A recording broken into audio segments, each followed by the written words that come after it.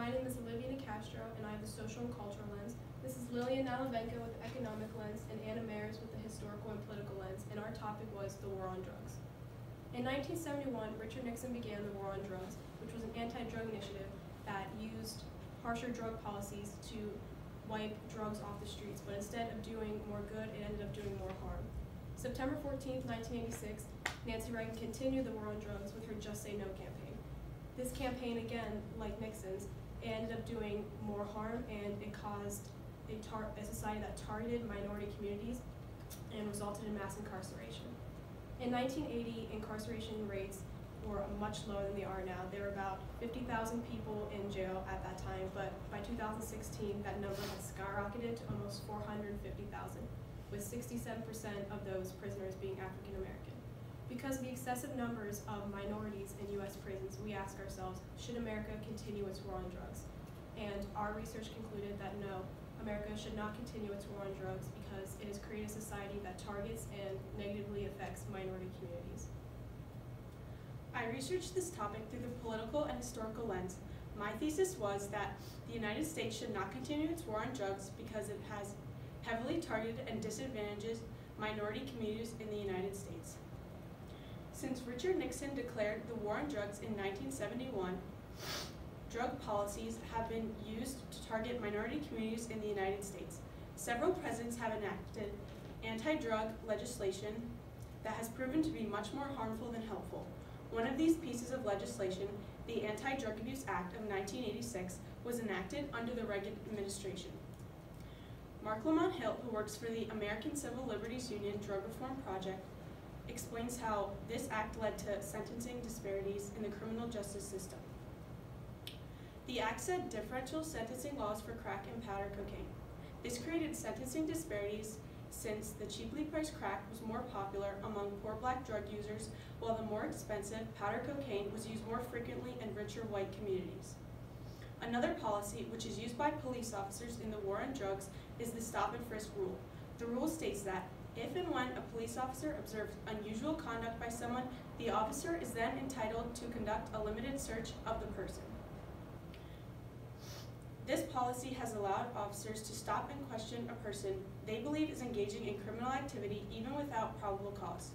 Michelle Alexander, a highly acclaimed legal scholar and civil rights lawyer, states that this policy has led to more than 31 million arrests for nonviolent drug offenses as of 2010. As discovered in my research, the policies of the war on drugs have allowed racial profiling and discrimination to be used against minority communities in the United States, and it has led to them being incarcerated at historically unprecedented rates. I researched our topic through the economic lens, and my research has uncovered that the United States should not continue its war on drugs because it financially disables impoverished minority communities. Since former President Richard Nixon declared the war on drugs in 1971, the United States has spent over $1 trillion on this drug war, with only 2 cents of each dollar used for treatment and prevention. The process of civil asset forfeiture, a commonly used process among law enforcement agents in the war on drugs, allows law enforcement to seize assets thought to be used in criminal activity. The Lucy Parsons Lab, a nonprofit organization that researches injustices in Chicago, analyzed over 23,000 civil asset forfeitures. They discovered that the Chicago Police Department seized between $4 and $9 million from citizens through civil asset forfeitures every year. The majority of the victims were black low-income citizens who were not found guilty of illegal drug use or were not found with drugs on their person. Once released from prison, ex-convicts will earn less money than non-incarcerated people and will have difficulty finding employment. Adam Looney, a senior fellow of economic studies at the Brookings Institute, and Nicholas Turner, a senior economist at the Federal Reserve System, researched the income of ex-convicts 1 year after their release. During that year, only 55% reported earnings, and those with jobs, the median yearly earnings were about $10,000, and only 20% earned more than $15,000. Ultimately, the United States should not continue its war on drugs because it financially disables impoverished minority communities. My research concluded that America should not continue its war on drugs because it has created a society that targets minority communities and doesn't give them a way to advance socially. One way they do this is the stereotypes that go along with drug use. It is a common stereotype that all drug users are minorities, or all minorities are drug users. And an example of this is a Time magazine article, or Time magazine that was published May 13th, 1991, which displayed a Latino boy on the cover titled Crack Kids.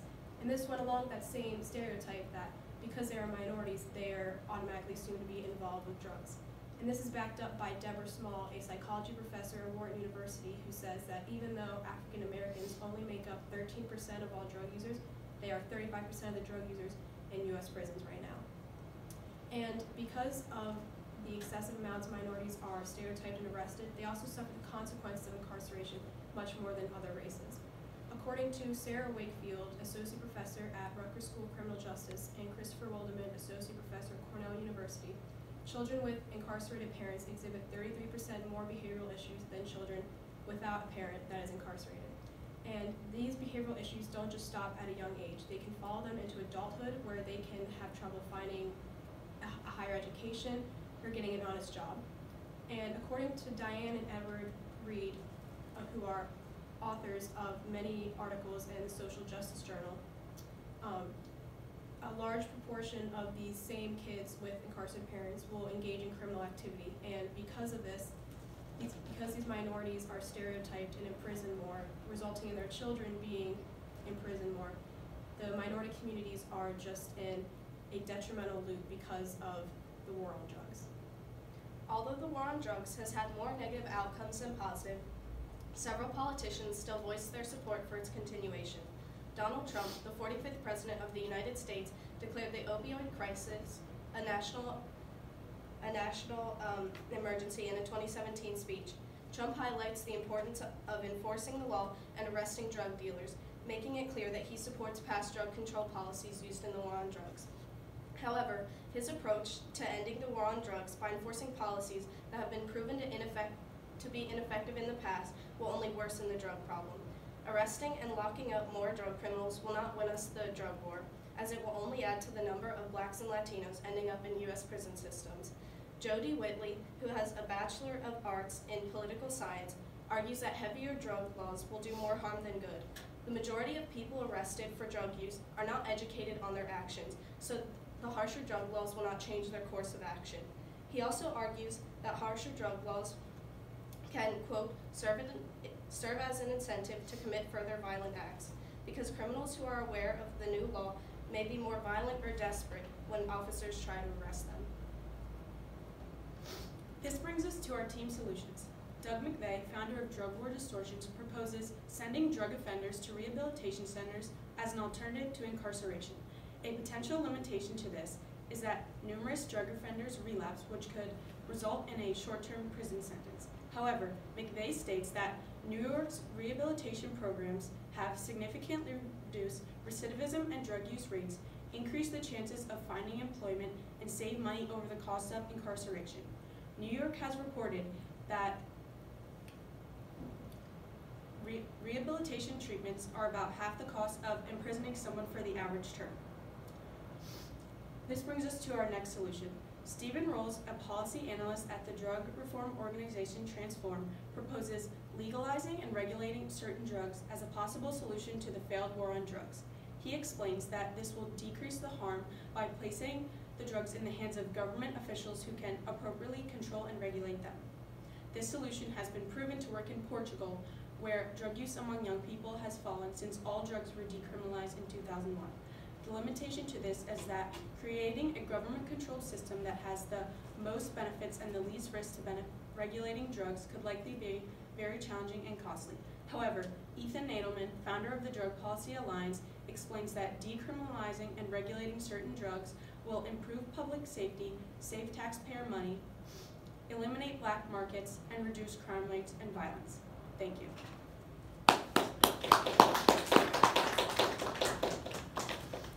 Okay, thank you.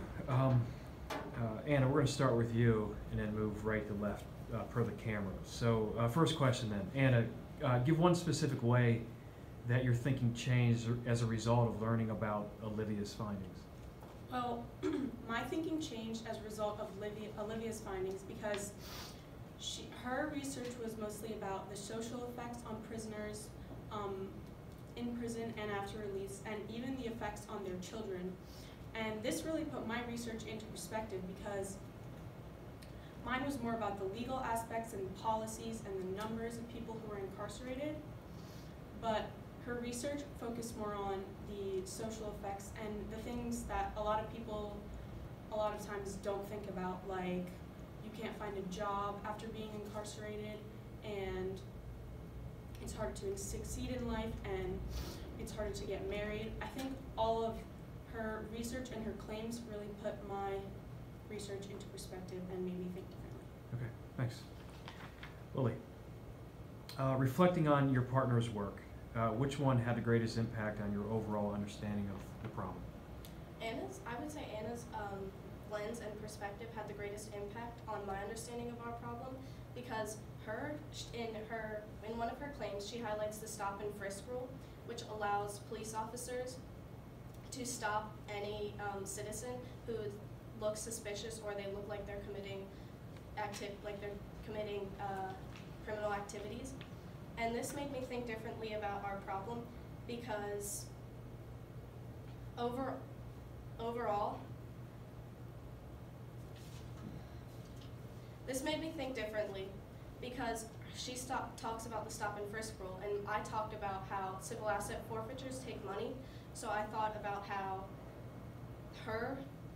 historically, her stop and frisk rule allowed police officers to discriminate against minority communities, whereas mine discriminated against them economically, and it just was interesting to see the comparison. Okay. All right, thanks. Olivia, so in the future, what change would you make to your group's norms, and how would you expect to improve the team's presentation? Overall, I would say during the actual research process, I would probably have us talk more, because especially with the lens we use, there could be some overlap in some areas, and to avoid that, talking more during the actual research process, I think would have helped us a lot. Okay. All right, thank you.